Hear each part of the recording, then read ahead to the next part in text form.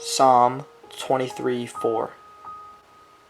Even though I walk through the valley of the shadow of death, I will fear no evil, for you are with me. Your rod and your staff, they comfort me.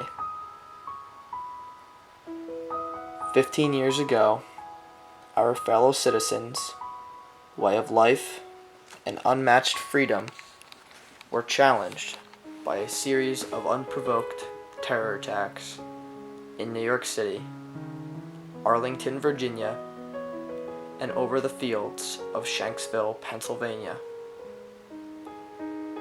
People from all walks of life, businessmen and women, teachers, military personnel, moms, dads, and friends were unfairly taken from this earth.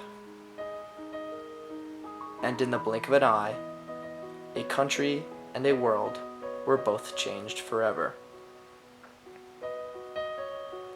Every United States citizen remembers precisely where they were and what they were doing on September the 11th, a memory that quickly brings back the raw emotions that held the nation captive for hours upon end. And please know that the Naval Science instructors of the Marine Academy of Science and Technology remember serving active duty that day, along with their brothers and sisters in arms, on our behalf. And for that, we are eternally grateful.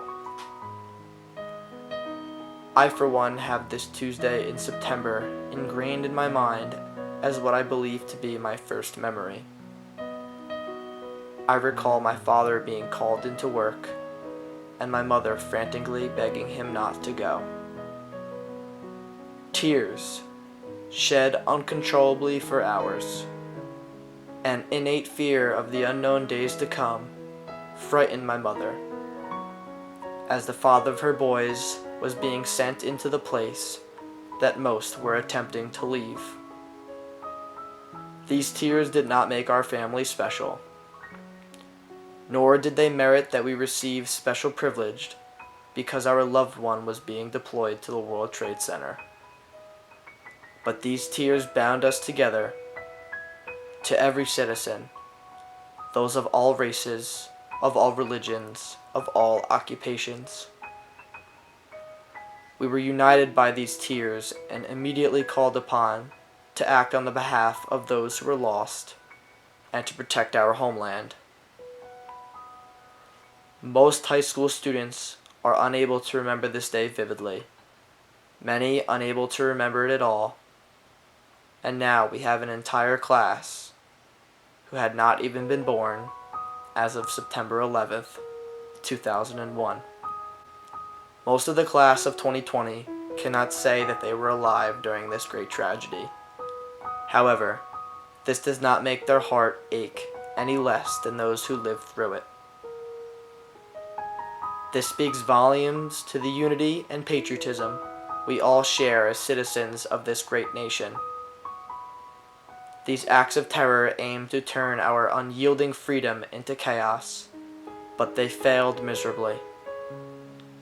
The strongest group of people the world had ever known was moved to protect the flag that represented more than any enemy could ever understand. The resolve of the American people was, and still remains, untouched in the face of terror. A perpetual symbol of pride that each American is given, born, naturalized, or other. 3 weeks after the attacks, my mom and I visited an orientation for what would become my nursery school. I am told that the owner of the school apologized for the solemnness that resided over all of the teachers and students. But she explained that one student had lost his father, who worked in the World Trade Center. 15 years later, I have the pleasure of knowing this now young man. A successful student and athlete, he is one of those people who you would just like to be around, bringing incessant positive energy to a room. He fulfilled the meaning of being a big brother at just 3 years old, and has shaped his younger brother into another promising young man, a trait that we all look to imitate. Before even becoming a teenager, this dear friend attended the annual memorial service at Ground Zero, hand in hand with his younger brother, to read his father's name. Holding back tears, a proud statement of his father's name every year is just one of 3,000 others. This unmatched courage and perseverance is a model to each and every one of us. To all those who lost a loved one 15 years ago, we keep you in our thoughts and our prayers. In my home, atop the sink, lays a piece of granite that was taken from the rubble by my father.